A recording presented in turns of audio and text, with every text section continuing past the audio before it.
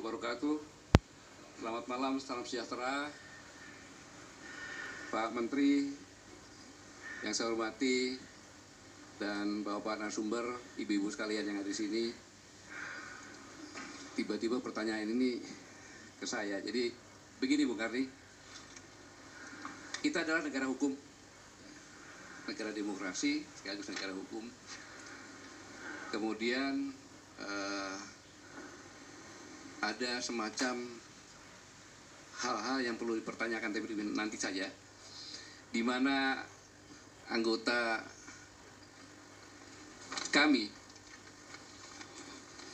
yaitu Bang Jumhur, Bang Sagara Nainggolan, sama Anton, ditangkap pada malam hari menjelang subuh. Mereka ini adalah orang-orang yang masalah hukumnya tidak begitu paham secara detail. Tetapi mereka adalah warga negara yang baik. Sehingga begitu dilihatkan surat perintah, dia berangkat.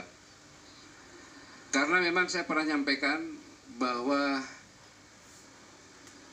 di kami ini, karena saya mantan militer seperti Pak Muldoko, maka selalu saya menyampaikan kepada di kami, ingat, kita adalah menyuarakan hati nurani rakyat, menyuarakan kebenaran. Dalam tanda kutip, sebagian di negeri ini sulit gitu, dan akan menghadapi berbagai ancaman. Untuk itu siapkan untuk menghadapi ancaman yang terjelek. Kalau kamu siap, lanjut di kami. Kalau tidak, silakan minggir. Itu yang pertama. Sehingga mengapa saya katakan demikian? Sekali lagi sampaikan apakah saya takut atau tidak. Karena apabila orang sudah kehilangan akal, maka dia tidak cara-cara normal. Bisa terjadi, saya tidak menuduh, bisa terjadi di mobil tiba-tiba dikasih narkoba, kena narkoba. Foto dengan mantan teroris, dibilang teroris. Kemudian dibuat korupsi, kemudian undang-undang ITE tadi, bisa saja itu terjadi. Jadi kamu harus siap menghadapi itu. Tetapi yang membuat tidak takut adalah karena ini adalah gerakan moral, di mana moral ini adalah kebenaran yang hakiki, bukan kebenaran manusia, tapi kebenaran universal, kebenaran Tuhan, kebenaran Allah Subhanahu wa Ta'ala. Jadi apabila kamu dituduh apapun juga, tanyalah pada hati nuranimu yang paling kecil, apakah benar saya melakukan ini? Kalau kamu merasakan tidak melakukan itu, tidak usah malu dengan manusia, tapi malu dengan Allah Subhanahu wa Ta'ala. Nggak ada yang takut tadi. Itu yang jadi pergolakan bagi kami. Untuk saya sendiri, ada tambahan satu, Bung Karni, sama dengan Pak Muldoko. Saya ini mantan Panglima TNI. Kalau dilihatin 3 orang saudara-saudara kami yang diborgol, terus saya takut, saya minta maaf lah, saya apa, gitu kan. Bagaimana saya menjaga adik-adik saya yang sekarang menjabat sebagai Panglima TNI, kasat, kasal. Akan diomongin sama orang, itu jabat itu masih gagah aja kayak macan. Begitu pensiun kayak kucing tuh Gatot itu. Nah kalau kasat, kasal, Panglima seperti kayak kucing, anggotanya kucing kurap. Ingat Bung Karni, bahwa Tentara Nasional Indonesia prajurit-prajuritnya di luar negeri, apabila melakukan demonstrasi, sekolah, pasti dicap sebagai tentara-tentara yang super nekat, bukan pemberani lagi. Bukan pasukan khususnya, nggak usah, yang biasa saja. Dan ini pernah saya uji pada saat dari ulang tahun TNI di Cilegon. Saya mengundang atas pertahanan negara tetangga dan atas pertahanan yang ada di sini maupun kepala staf, dan didampingi oleh ATAN maupun PBU ATAN. Pada saat pesawat-pesawat Angkatan Udara menembaki kapal Angkatan Laut yang jaraknya berapa meter dan lewat depan dan sangat dekat jaraknya, mereka menarik kursi ke belakang dengan mengatakan stupid crazy, nekat. Demikian juga marinir dengan tanknya loncat, dia bilang juga sama stupid crazy, nekat. Angkatan Darat dibanting di beton, banting orang tapi di beton.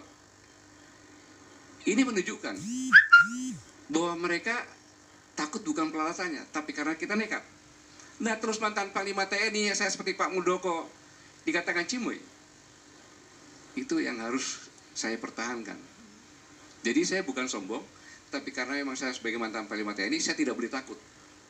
Karena saya harus menjaga marwah prajurit-prajurit TNI. Itu belum lagi dari Kopassus, belum lagi dari Denjaka, Taifib, kemudian Kopaska, kemudian Kostrad, Taipur, lebih lagi itu, nggak usah diceritakan. Jadi ini Bung Karni, dan kembali lagi tadi malam, Eksekutif Komite Dr. Yani jam 19.30-an di Keramat Raya didatengin kurang lebih 20-an lebih akan ditangkap. Karena dia seorang lawyer, maka ditanya.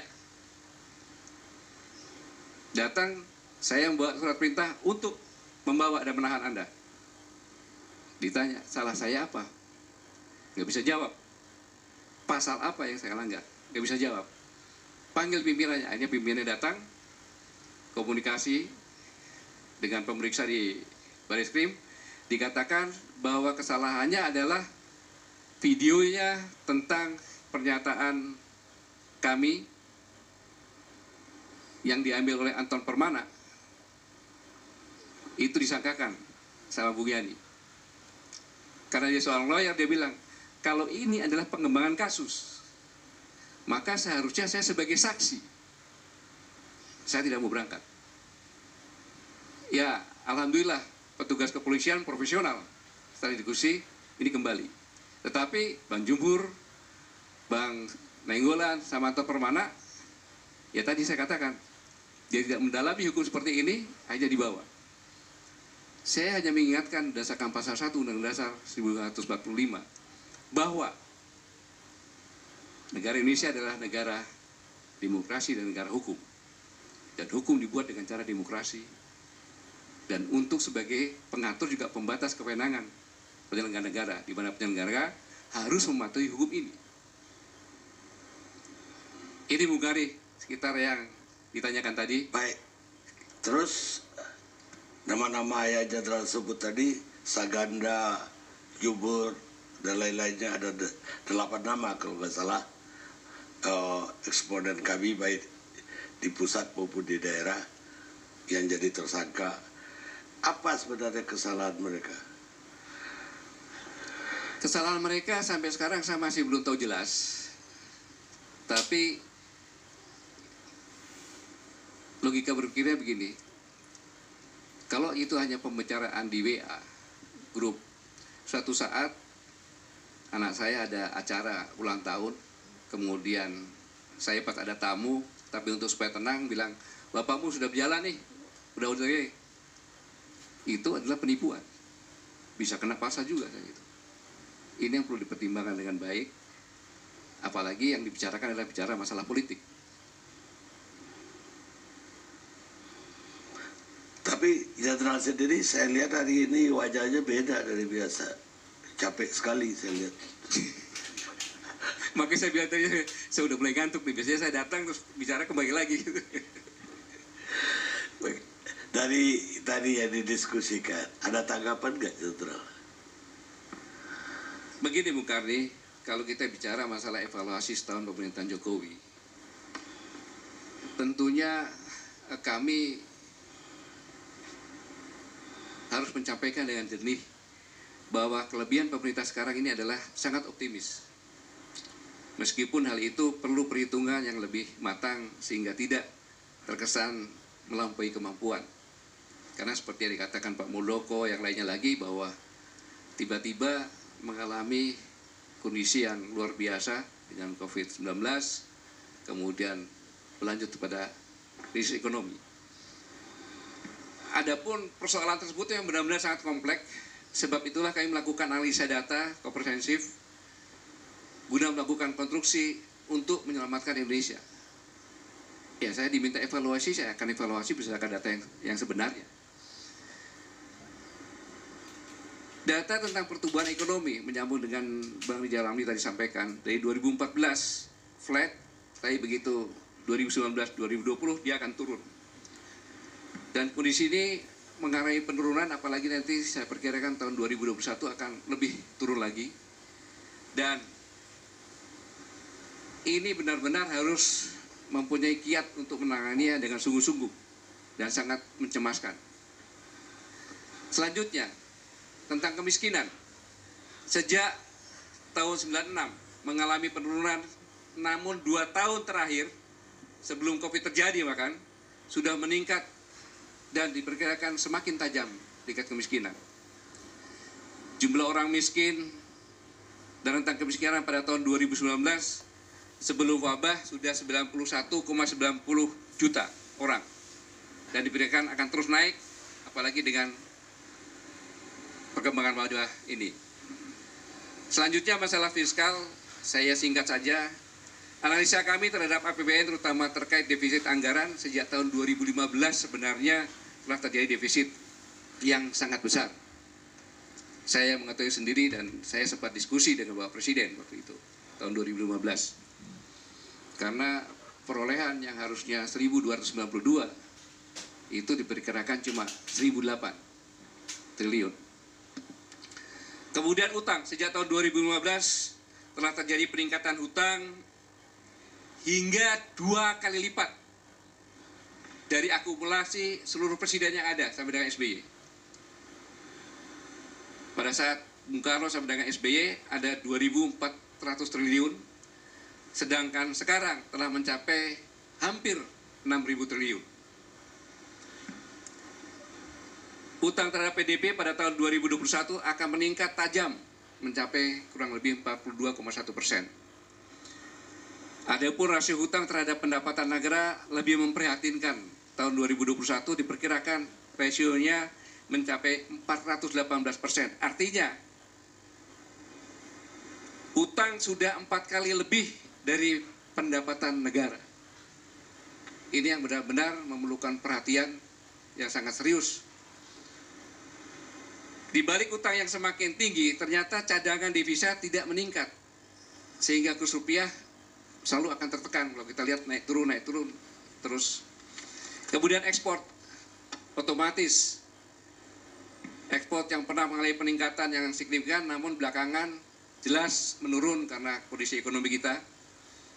Kemudian infrastruktur tadi yang saya disampaikan oleh Bung Jarangbi bahwa pembangunan infrastruktur sangat masif dibiayai oleh utang, tetapi justru terjadi penurunan bongkar muat karena memang kondisi ekonomi tadi. UMKM, apa yang dikatakan Bu Bahlil benar sekali bahwa UMKM itu adalah tulang punggung ekonomi negara kita sejak awalnya. Tetapi komitmen pemerintah untuk mengembangkan UMKM tidak tergambar dari penyaluran kredit yang dari tahun ke tahun stagnan, yaitu sekitar kisaran 20%. Ini yang perlu perhatian sehingga bisa ditingkatkan lagi karena kita sepakat bahwa ini adalah tulang punggung ekonomi kita. BUMN, dari data sejak tahun 2014, utang luar negeri BUMN meningkat tajam hampir 2 kali lipat. Diketahui hutang luar negeri BUMN dari Presiden Soekarno dan sampai dengan SBY sebesar 2.300 triliun. Tolong dikoreksi kalau ada saya salah. Sedangkan utang pemerintah sekarang telah mencapai sekitar mendekati 6.000 triliun juga.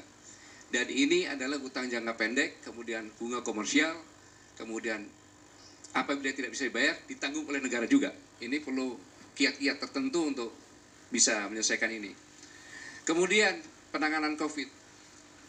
Selalu saya ingatkan bahwa 27 Oktober 2017 di Istana, saya pernah menyampaikan dalam konferensi dokter-dokter militer dunia.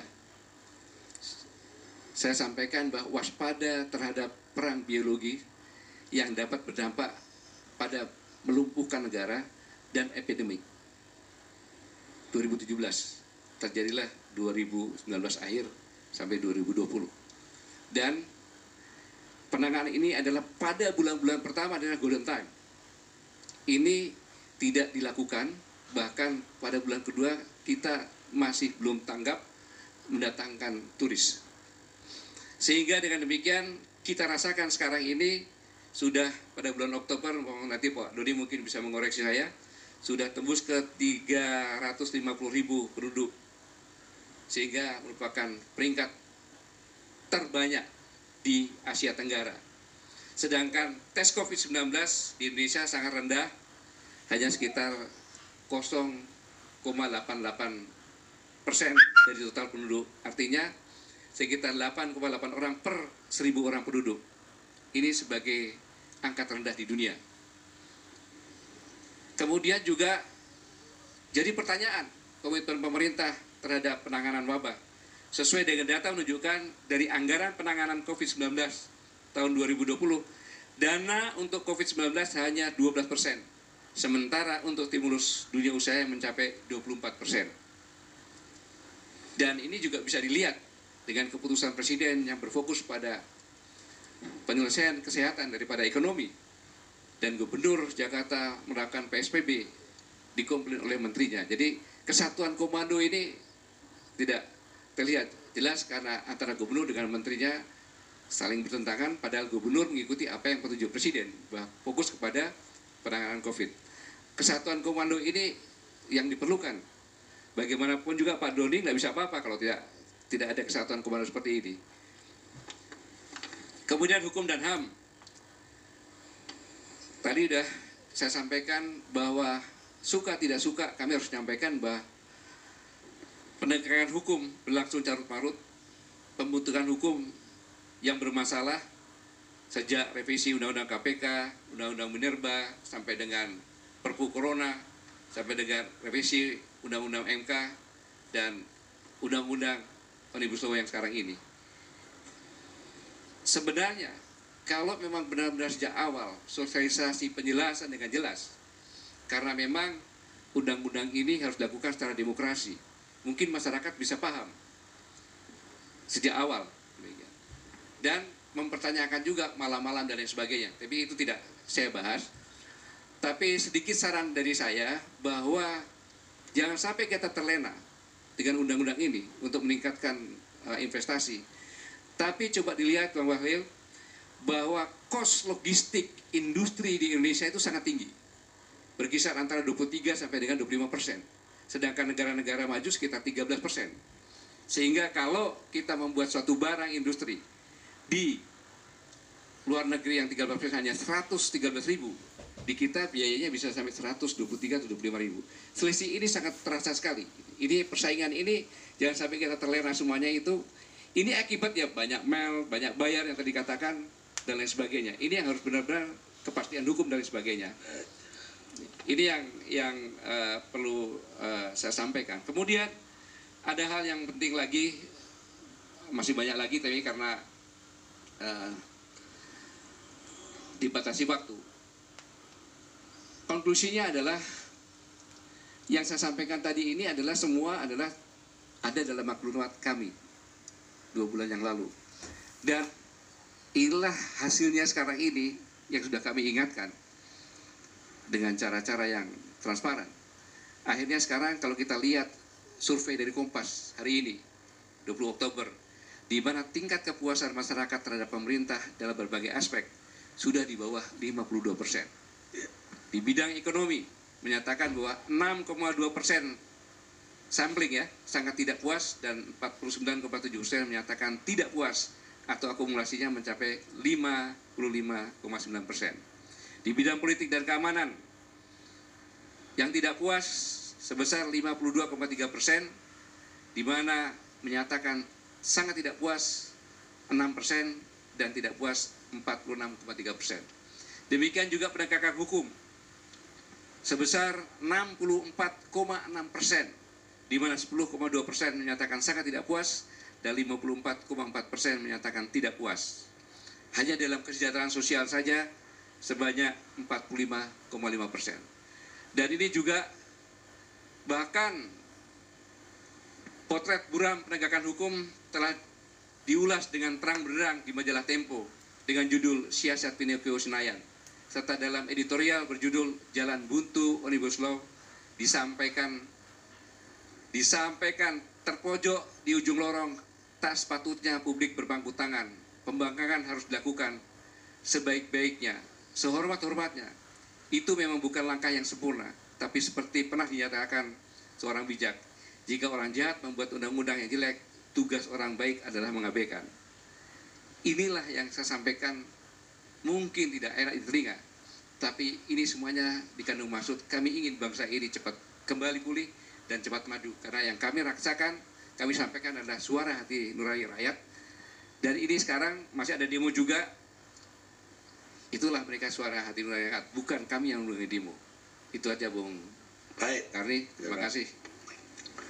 Sekarang Pak